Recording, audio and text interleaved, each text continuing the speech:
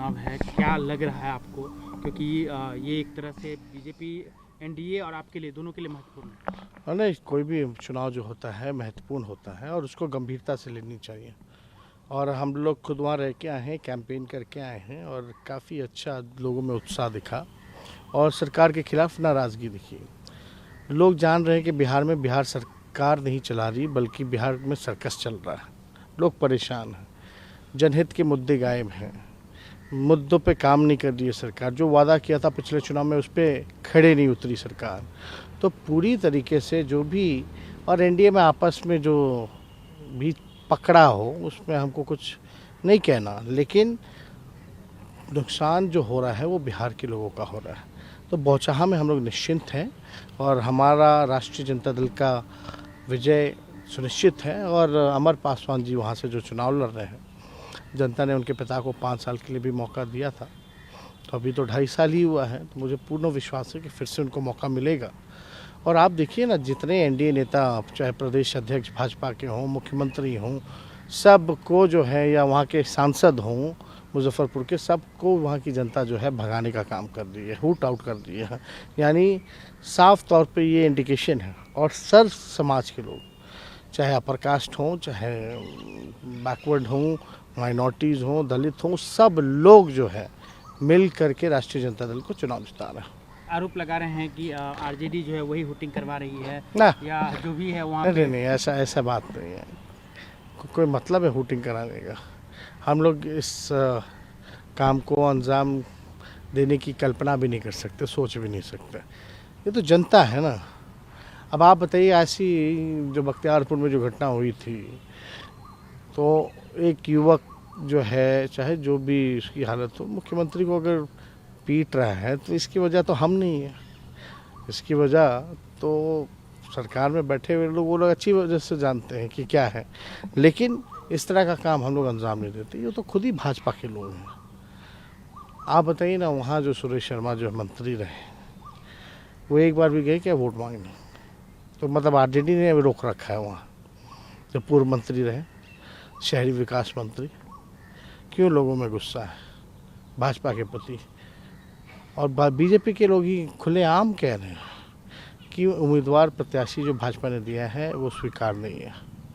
तो ये काम तो हम लोग नहीं कर सकते, ये उनका अपना दल है। जेडीयू के राष्ट्रीय अध्यक्ष का बयान आता है कि नीतीश कुमार किसी के रहमो करम पे नहीं है, जनता का आशीर्वाद पे। ये रहमो करम और ये जो कहना कि किसको बता रहे हैं कि भाई जनता का आशीर्वाद। पहले देखिए, 2005 में भी रहमो करम पे ही ये भाजपा के मुख्यमंत्री बने।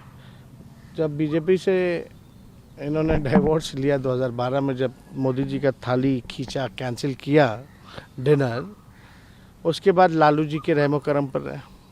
अब वापस से तीसरी नंबर की पार्टी है, तो जाहिर सी बात है ना, मुख्यमंत्री हो तो भाजपा की कृपा से ही हो। तो अब इतनी सी बात अगर किसी व्यक्ति को अगर समझ में नहीं आ रही है और राष्ट्रीय अध्यक्ष बना हुआ है, तो ऐसे पार्टी को तो फिर से पूर्ण विचार करना चाहिए कि ऐसे राष्ट्रीय अध्यक्ष को रखना चाहिए कि नहीं रखना चाहिए। या हो सकता है राष्ट्रीय अध्यक्ष जो हैं उनके जानबूझ के बोल रहे हो, मंत्री ना बनाए गए हों, इसलिए नीतीश कुमार जी को भी मुख्यमंत्री पद से हटाना चाह रहे हो।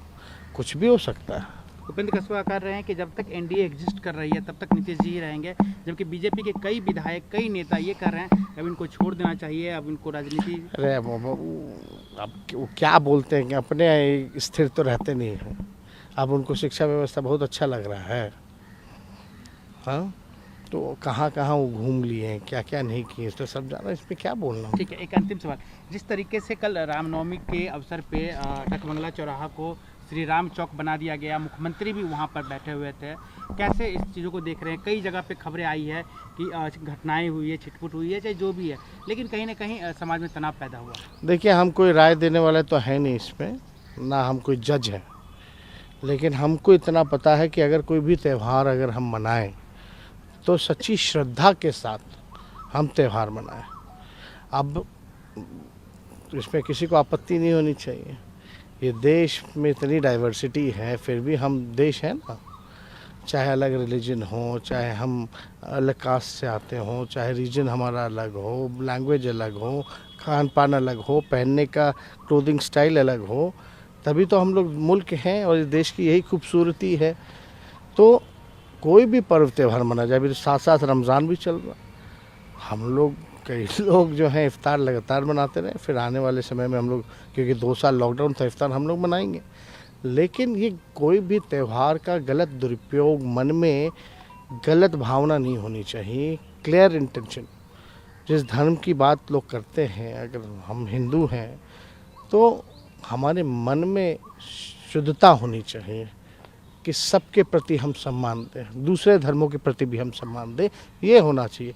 अगर कोई किसी के मन में अगर गलत इंटेंशन है, अगर वो कोई गलत खुरपाती काम करना चाहता है, तो आप समझ जाइए ये ना रिलीजन उसको मानेगी, ना कोई मानेगा।